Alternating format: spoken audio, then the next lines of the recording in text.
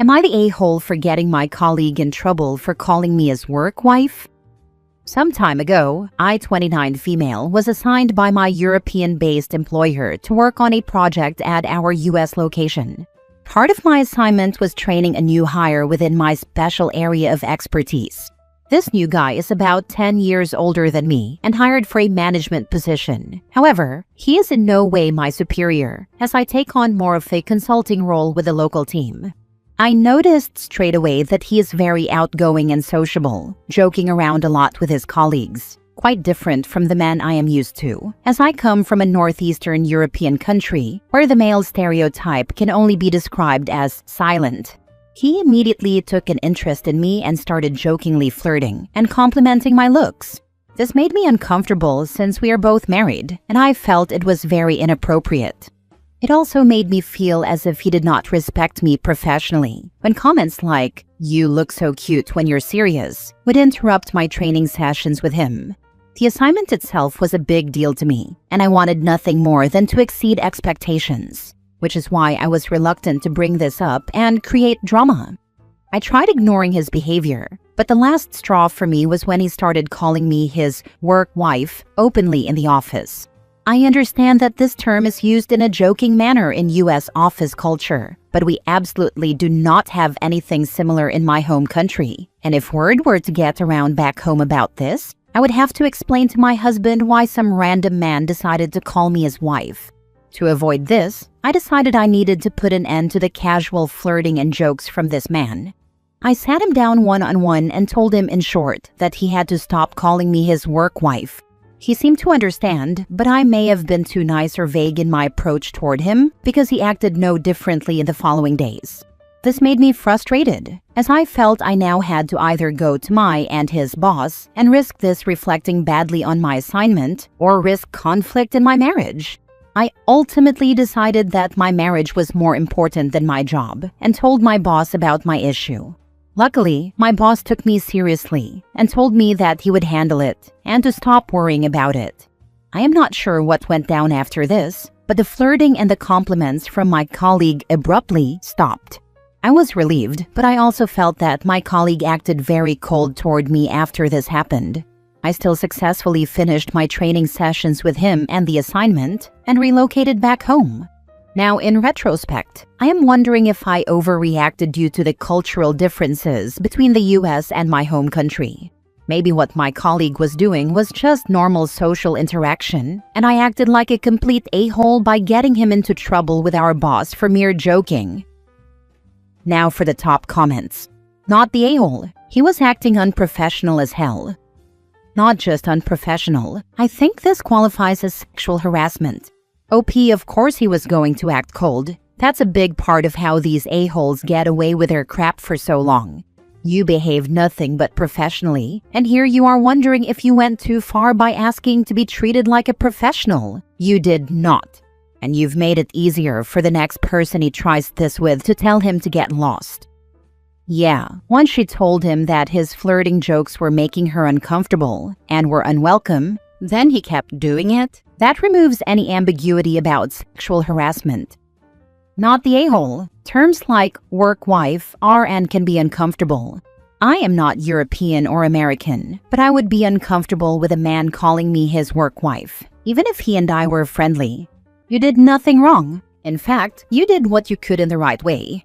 You spoke to him in person first. Then, when that didn't change his behavior, it definitely became harassment on his part. So you took it up the chain to your boss, who dealt with it. I'm American, I work in an office-type situation, and I promise you anytime somebody even mutters the word work husband or work wife, HR is on their ass. That is a very slippery slope to harassment for a lot of people, and HR does not like it. He probably got told if he did it again, he'd lose his job because it's easier to replace one employee than pay out a lawsuit. Next story. Am I the a-hole for sending my brother a $12,000 bill after he borrowed my car and wrecked it on a joyride?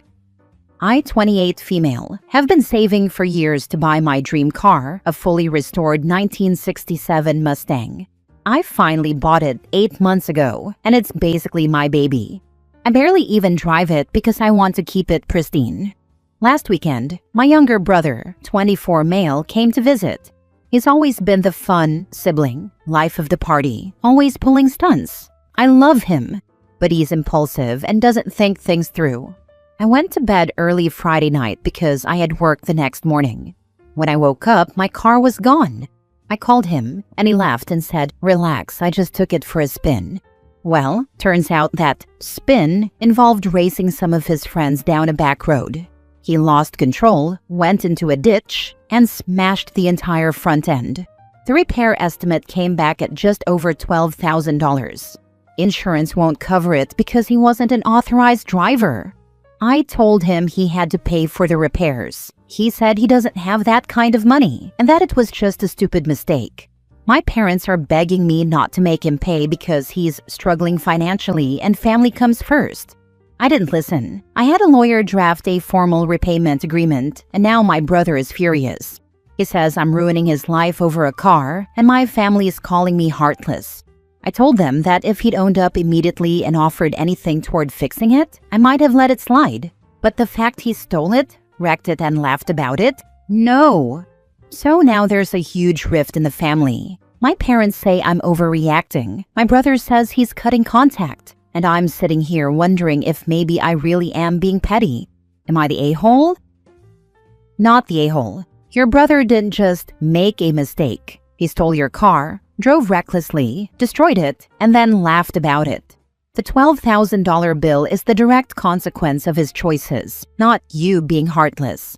Family doesn't mean enabling someone's irresponsibility. If anything, holding him accountable might be the only way he learns. Exactly this. Thank you. I think what's frustrating me the most is how my family is framing this like I'm punishing him for just a mistake, when in reality, it was theft, reckless driving, and zero remorse. If I'd done something like that to his property, I'd fully expect to pay for it. I'm not trying to ruin his life, but I refuse to let him think there are no consequences. He's lucky you didn't get him on grand theft. I know I'd be going scorched earth on him if I was in your shoes. Exactly. If I wanted to, I could have gone the grand theft route, but I figured getting my $12,000 back was the priority. Honestly, he's getting off light. So by fun sibling, you mean the sibling that never faced consequences? Not the a-hole. It's time he dealt with the repercussions of his actions. Yup, he's always been the fun one, because everyone else ends up cleaning up his messes. Honestly, this is the first time he's actually had to deal with the real consequences of something he's done, and you'd think I'd committed the crime with how my family's reacting. Not the a-hole. I'd sue him for the damages and press charges for theft. That's why I went ahead with a lawsuit. The car repairs were $12,000, and there was no way I was going to just eat that cost because of his fun prank. Pressing charges definitely crossed my mind too, but I figured getting the money back was the priority, for now. Next story. Am I the a-hole for refusing to fund my parents' retirement for the rest of their lives? Since I was 18, my retired elderly parents, in their 70s now, had been living with me, 32 female, up until 6 years ago when I met my partner. During this time, and even after I moved in with him, I had funded my parents' lives, bills, rent, food, etc. My brothers, 38 and 42, who are both married and living with their own families, have helped a little with medicine and occasional cab rides to the doctor. But that's about it. My parents have nothing saved, have had a history of failed businesses, and sold their house to fund more of those. My dad refused to find a job through all of this because he insisted he was going to be a businessman, despite having absolutely no knowledge of how to run one. Meanwhile, the three of us, his kids, quit school to work and feed ourselves. Fast forward to the present day. I have a newborn and am unemployed, and I've told them that's it. I've got nothing to give. They were very understanding but would still call every 2 weeks and hint at needing cash. We are barely staying afloat ourselves with a single-income household, and I'm honestly sick of it all.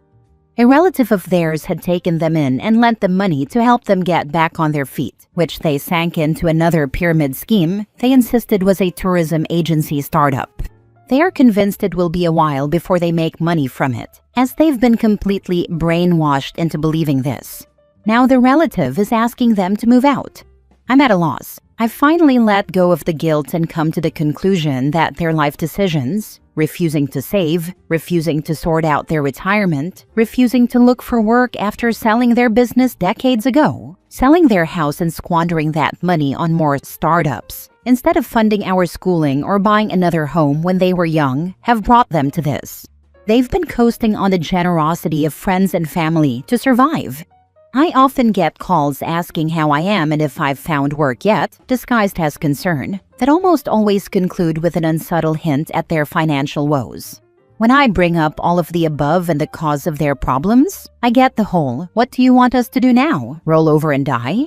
They constantly talk badly about my siblings who don't call anymore and don't help, when in reality, my siblings have families too. They have bills, each has 2 to 3 kids, and can barely hold down a job themselves. They own homes paid for by their spouses, with just enough space for them and their kids, whereas I am renting far away. Now that I'm a parent myself, it's clearer to me why my siblings have kept their distance. I can't imagine putting my son through this and being this much of a burden and an embarrassment to him. I'm frustrated and also embarrassed. While I'm trying to move on with my life and bury the childhood trauma that came with all of this, it feels like they're still stuck and trying to drag me down. Is that selfish? And am I the a-hole for having no plans to go back to funding their lives? Now for the comments. Not the a-hole. You need to build up your own emergency fund. They could have made better choices, like buying a camper and becoming camp hosts at a campground for free boarding. They have options. You're not that option any longer. I'd start limiting your conversations with them. The thing is, my grandaunt practically gave them land in the countryside that belongs to the family to turn into a campground. They then convinced a friend to invest in it by putting down money, 10 grand, for a cabin with basic facilities. The house sat vacant and unfinished, and the friend went unpaid because they refused to move there, saying it was too far from the city. I feel so sorry for all the people left in the wake of these poor decisions. When they ask if you found a job, ask them the same. Refer to their companies as what they are, pyramid schemes, and they'll get mad. Sometimes the trash just takes itself out. I have been killing myself trying to help my mom, only to see her not just squander any money she gets, but also turn it into debt with those pay-in-4 installment deals. I resent her so much I can't even deal with knowing her anymore. I'm moving away, and whatever happens to her is her own business. Let them figure it out. They don't get to consume your life after they threw their security away with both hands. Yes, especially since life was so much easier back then. They lived through the best eras post-war and got to own 3 homes outright before they were even 40. This was years before I was born. They had all the chances to do what they wanted with their lives, and they just wasted it. Ugh. Yeah, it is ridiculous. I can't even understand how people make these choices. When COVID hit, I told my mom we needed to do something about her retirement since she was turning 50. I got back into college and said we could live together, save on bills, and then I could graduate and be in a position to help her. Instead, she refused to find a job after running out of unemployment, got jealous of me going to college, and sabotaged me. I was so stressed from needing to cover everything that I paused at college again while I paid for everything. And I could not let myself abandon her. Now it's been 5 years, and I've realized there is no scenario where she will not court poverty. Some people are users, and they take advantage of your goodwill. I'm saving to move now, and good riddance. She better figure it out. Last story. Am I the a-hole for telling my future mother-in-law she can't move into our house just for a few months after the wedding? So I, 28 female, am getting married to my fiancé, 30 male, in October. We bought a small 2-bedroom house last year, nothing fancy, but it's ours, and we've been slowly fixing it up together. It's been a labor of love, and we're both really proud of the fact that we managed to buy our first home before getting married. Last week, my future mother-in-law, 58 female, casually dropped a, by the way, bomb on me over coffee.